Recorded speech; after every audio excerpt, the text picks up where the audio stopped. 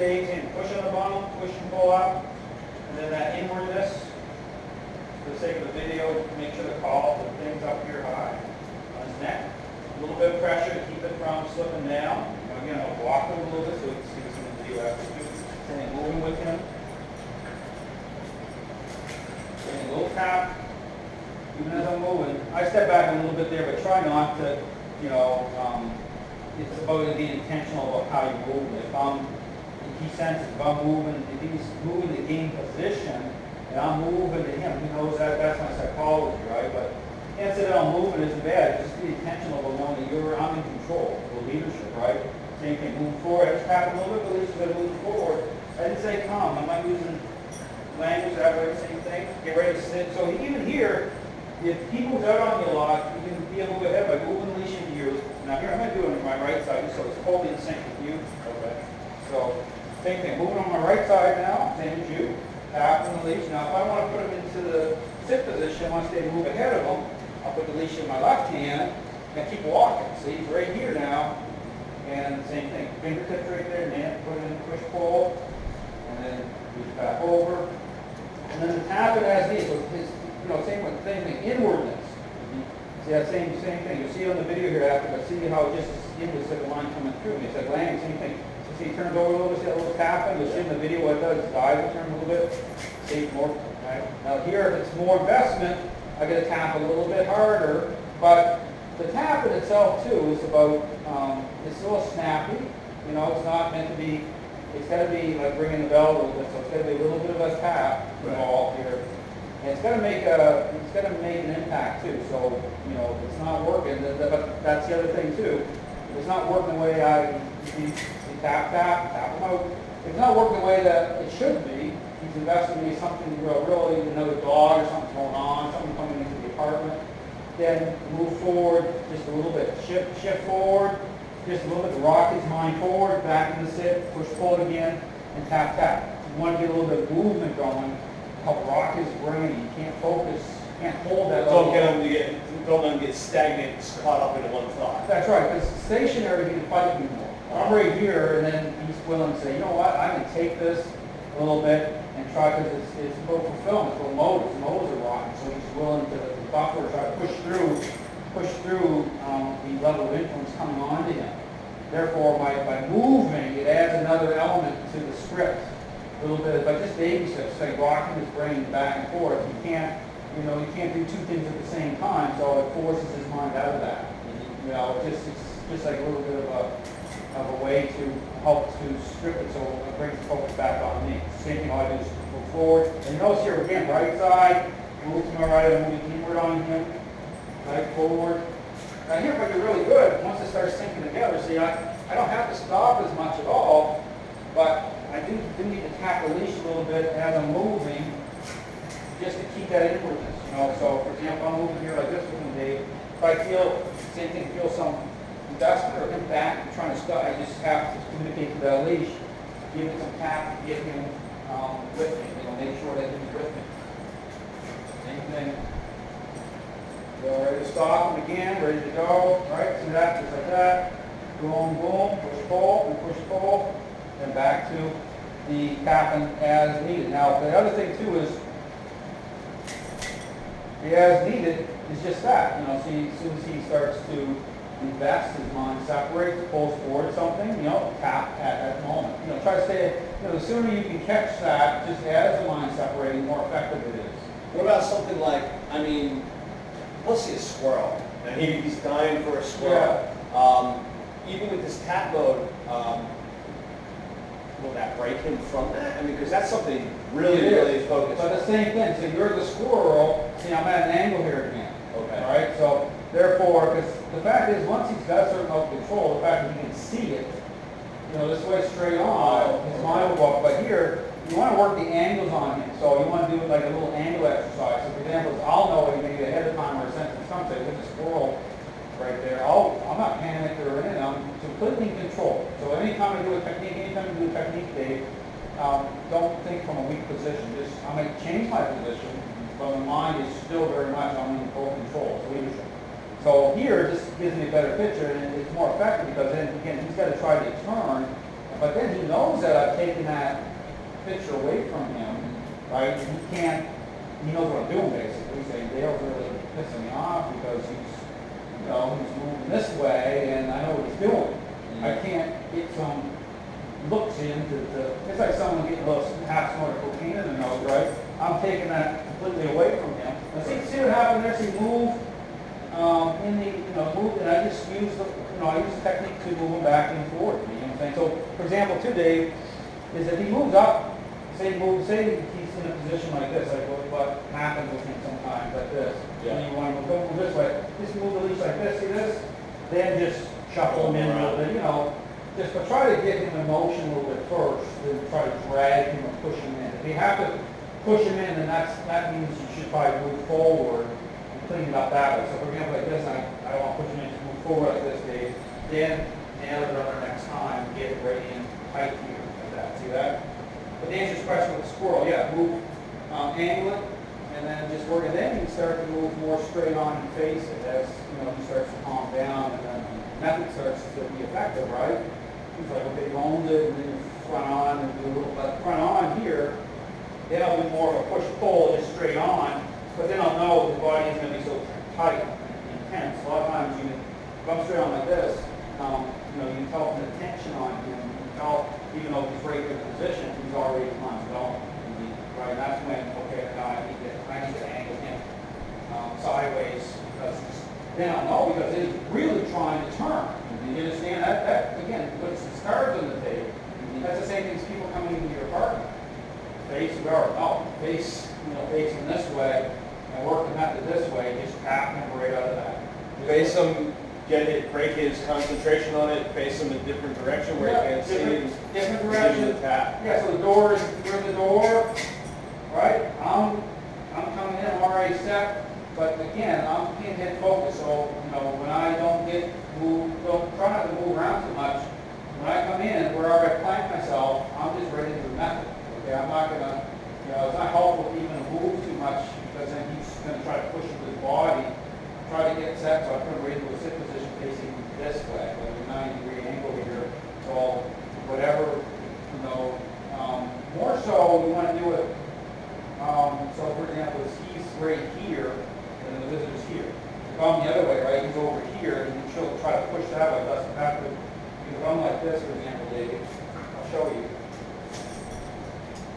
And say now, we're like this, see, I gotta tap the leash this way, right, like that. You know, which is not, you know, not ideal, because, you know, you're coming in, and I'm staying like this, it's on my right side. It's better to have the other side. Okay. On your strong side. On my strong side, but he's still on my strong side. Right. But the method, I have to pull the leash this way because he's now he's on my right side, but you know, he can turn this direction. See how this is right here? Right. I don't want that. You know, I want to, because it's hard to tap him out of that. You know, because really the idea is inwardness then is like more confusing because, well, he's turning in, but he's actually shooting beyond the visitor because he's on, I'm facing this way here. I should be facing, this makes sense to me a little bit, like this. Then he's going to turn it this way, and the leash is moving this way, it's more natural. So I'm just saying when you do the visitor thing, you want to have it so that he's closest to the person coming in on my side, this side. But facing away. But still, yeah, that's right, but still facing this way. So but here what I'm talking about is just you know, what's on my right side, but which way I'm facing. For example, I'd be facing the kitchen over here, maybe it's the bathroom, the hallway. I want to face the kitchen because I want him right here like this so that he's closest to the person because it's about how the technique, how his head turns. Right. You know, that's the thing to get, basically right here like this. Because again, if I'm facing the other way, he can turn his head this way, and I can reach the other way. Hopefully that makes sense to you. Yeah, I think what you're saying is to basically have him in between you and the subject, but facing opposite away from the subject, so you've got control of his mind and what he's looking at, what he's thinking. Better control, because his head's got to move to the right, and whereas the other way, because again, right here, right? It's easier for him to move the other way because he's got he can turn into the That's right. chain where you're pulling and you Exactly, can't turn that's out. why I want you, that's right, that's why I want you to get that, because it's just, because if I do it this way here like I was, and now I'm in between, I'm Yeah. closer to the visitor, right?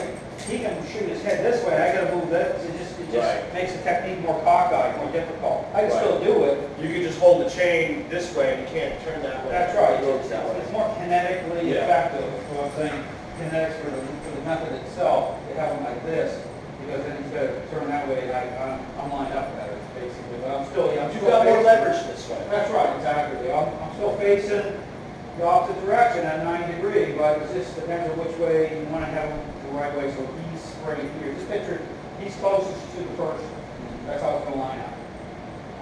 You want him over, he's like in the middle, so that way the technique lines up, so yeah, so I can shoot the leash this way, and it just works out better, that's all. Does that make sense? Yeah. So you have it in the video anyway, be able to work it out, but that's basically, just try to keep that in mind. Yeah. So here, what I want you to do is take the leash and walk a little bit with him, but try to, this time, let the leash do some of the work, not so much pushing, but I just want to see, just like I was doing, walking around a lot, being able to walk further with him. But tap the leash right away, he's already looking over it, there you go. Get a more natural walk up, just let speak the language to the choke chain more effectively, there we go. See, any pressure, so any resistance at all, either get him back or you should tap him more. Get him, he should be floating beside, he shouldn't be pushing forward at all. There you go, Dave, good. Tap a little bit, there you go. Good, good, you should feel like he's floating. There you go, Dave, that's good, yeah. You're in control. Good, and when you're ready to sit, start to slow down. Tap the leash a little more, I'm gonna sit, there you go. Excellent, there you go. So when you're sitting, when you're slowing down, sometimes it's like applying the brakes of a car. You want to just slam on the brakes. Sometimes when you're slowing down, tap a little bit more with the leash as you're slowing. Just tell him Okay. that, hey, I'm slowing, I'm going to stop. And that can help to just like a little bit as you go. A little multitasking, right? You got to do it, but it's more effective because you're speaking language more effectively to him, okay? So good. So move forward again. This time you slow down, try to tap the leash a little bit more as you're slowing to let them know you're slowing. There you go, Dave. Yeah, good. Yeah, that's good.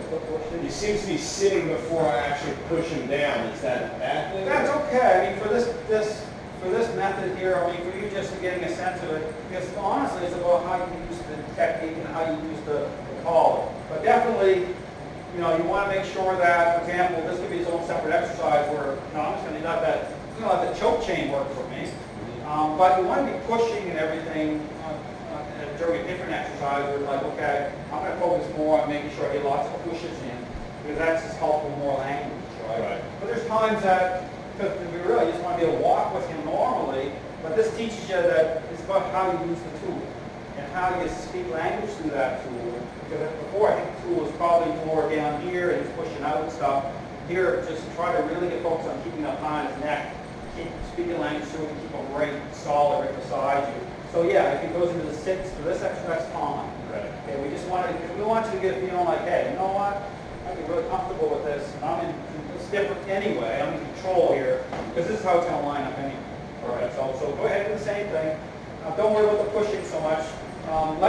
This exercise is about letting the choke chain work it out. Okay, but you're just going to focus on flexing properly and slow down. Put a little bit more pressure as you slow down. A little more tapping. There you go. See that? No, don't bother pushing, Dave. Okay. Yeah, we're just want to get a little. Okay. Yeah. At first I said a little bit. No, let's just do it. Let's just let that speak. I just want you to focus on using the choke chain. Okay. Do I want him to stop and sit, or do I want him to just slow down? Slow down and sit. Okay. So, but kind of like as you're slowing, you flex a little bit, you slow down with you. So it's like pacing. Okay. So we want him to pace you to okay, Dave's slowing. I feel he's slowing. He's telling me through the technique that he's slowing, and then I'm just going to stop. Okay. So come forward. You're really good.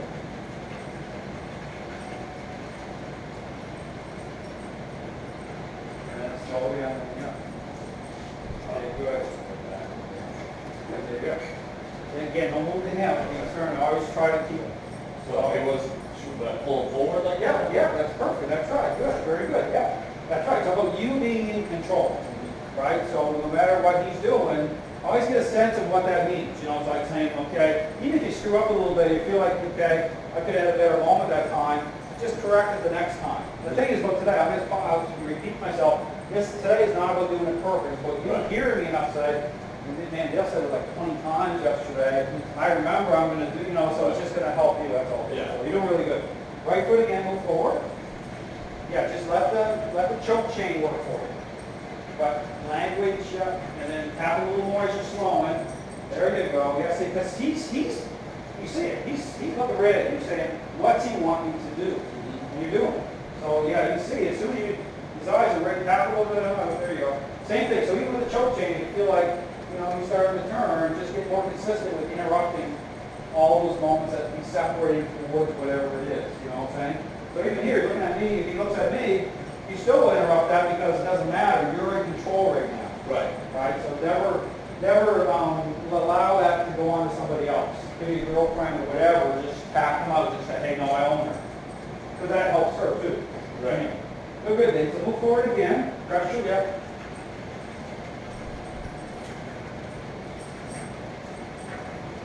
Good. When you slow down, tap a little bit. Good. Good. Now try your best when you slow down to speak a little bit more language as you're slowing to realize, and I'm not really seeing it, but you want to have a couple more taps in there. Okay. Kind of a little bit of language as you're slowing. Try to get that work in there a little bit. It's kind of like coordinated. It's like, hey, I'm slowing down and I should be tap, tap, tap, tap, tap, tap, tap. Okay. Right? So same thing, Briggs. Yeah, right here, as soon as I'm saying, okay, I'm going to slow down now. Tap, tap, tap, tap. But just lightly, because if it's too heavy, saying, I want to stop right now. I'm just giving them a little bit of warning that I'm slowing. And that helps too, because it helps to get patient. So there's no mind roll. It's like a snowball. You don't want him to stop and his mind still rolling forward. Right. This helps to kind of get that back a little bit so that, because the idea is off leash, right? I'm going. Right. He's right here. I slow down. I'm not touching him at all because I've done this exercise before right here. Because whereas if I didn't do that and I slow down and stop, he'll keep rolling forward. Right.